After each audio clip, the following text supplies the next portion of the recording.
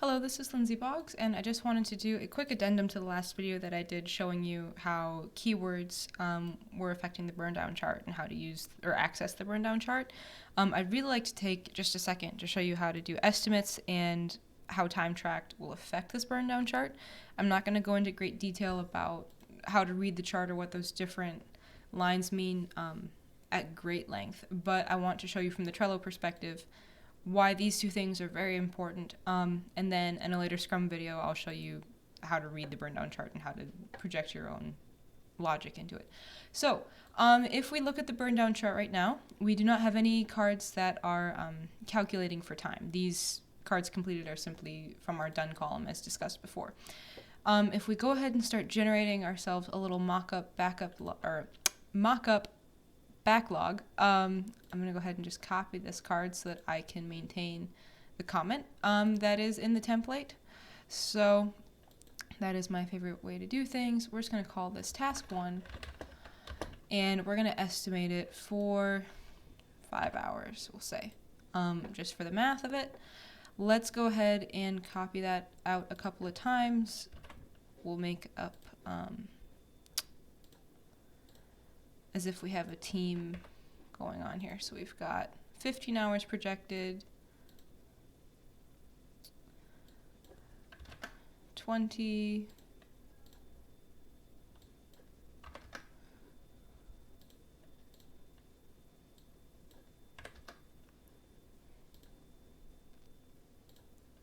let's just get a couple like 50 hours in. 1, 2, 3, 4, 5, 6, 7,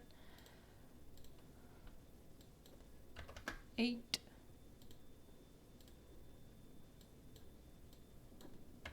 And all I'm doing is I'm renaming these cards as I'm copying them.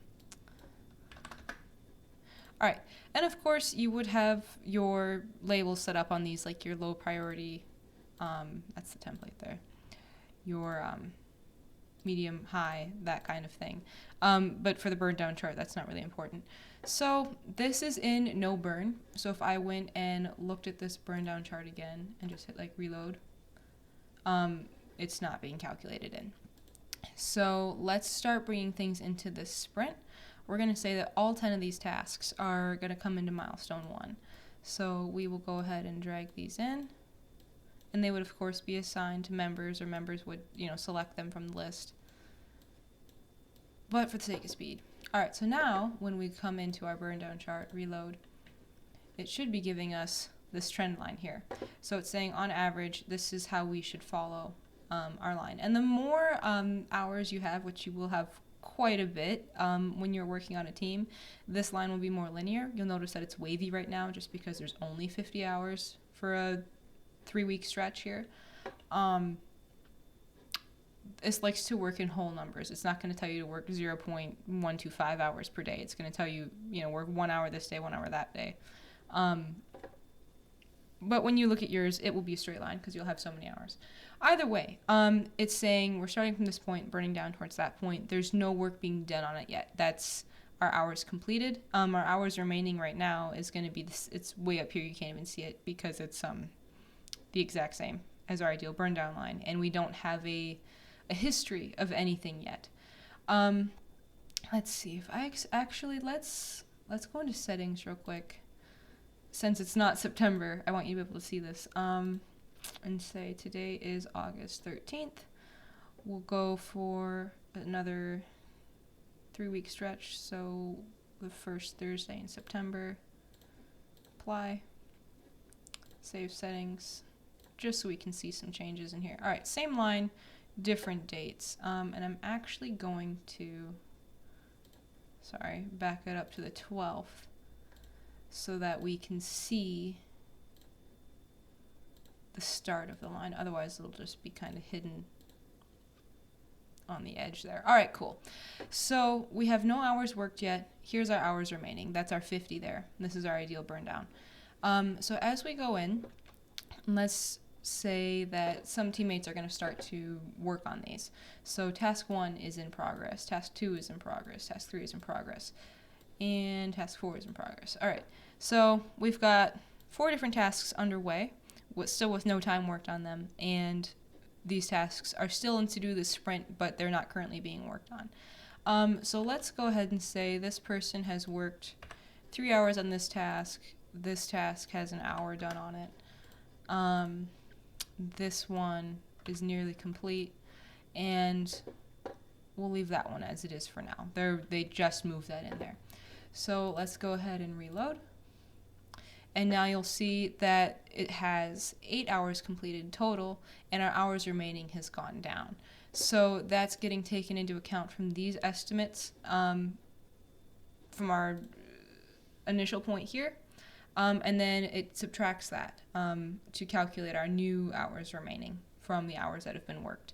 And if you scroll down, you'll see how that's being calculated. So here we have our estimates, and here we have our hours worked. So that's really all you need to know, is that it uses the parentheses and the solid brackets to make these calculations, which is very important for the way that Trello operates. The other thing to understand is that it operates on a time spectrum. So it is very important that you update your Trello when you work on it. Otherwise, you'll get like this really flat line and then a strict plummet down because you waited until the last minute to update. So it thinks that you did all of that work at the very end. In the paid version, you can edit when that work was done, but just update it when you're supposed to, because that is much more effective anyway. So that's how time brackets are taken into account. Being accurate with them is important. The other thing to note is that, say I estimated this task, we'll stick with one of them that we've already been messing with. I estimated it for 5 hours, but you know what? It took 10 because life happens and sometimes we don't anticipate all of the problems that could ensue.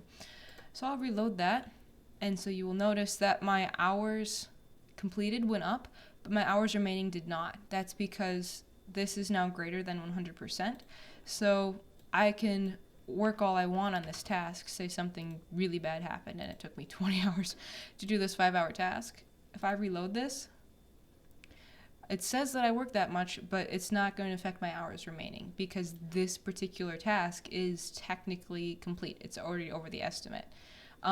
This task still has hours remaining on it. So if I worked another 2 hours on this task, you will note that both lines will be affected as soon as it reloads here. I'm scaring it by editing it so much. Just let it reload. I might have to refresh the page. This is Microsoft Edge, so I'm gonna go ahead and refresh.